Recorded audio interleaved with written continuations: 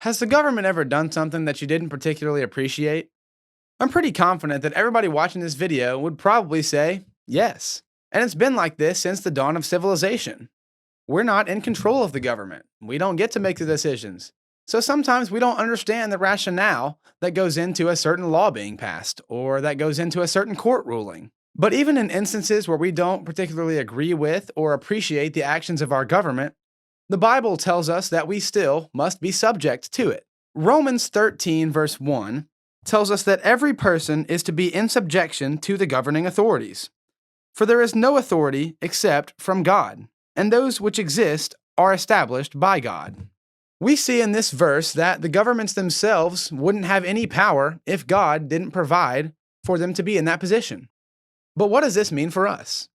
Well, it means that we ought to obey government and submit ourselves to it, because God has allowed for it to exist and has given it power. Going back to Romans 13, verse 2 tells us that those who resist authority even oppose the ordinance of God and bring condemnation upon themselves. So we understand that God has deemed it necessary for us to obey earthly government and earthly authority. Jesus even sets the precedent of paying taxes in Matthew 22, when he says, "Give to Caesar what is Caesar's," after he was asked if it was lawful to pay poll taxes. However, we should also realize that we certainly should not obey earthly government over obeying God. In Acts 5, some of the religious leaders tried to hinder Peter and the other apostles from preaching the gospel.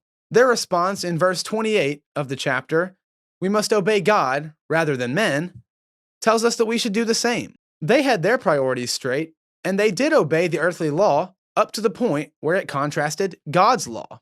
For us, this means that we should obey government authorities, because God has given them power here on earth. But, like the apostles, we should respectfully refuse to obey any man-made law that directly compromises our commands and duties as Christians, because God is the ultimate authority. We're commanded to be law-abiding citizens, but even more importantly, we're commanded to be law-abiding, faithful Christians. Hi everybody, I'm Cade Thompson. I'm the Media Ministry Intern here at Great Oaks Church of Christ this summer, 2025. We appreciate you watching this video, and we hope that you will subscribe to the channel and check out some of our other content. We hope to see you in person very soon. Thank you.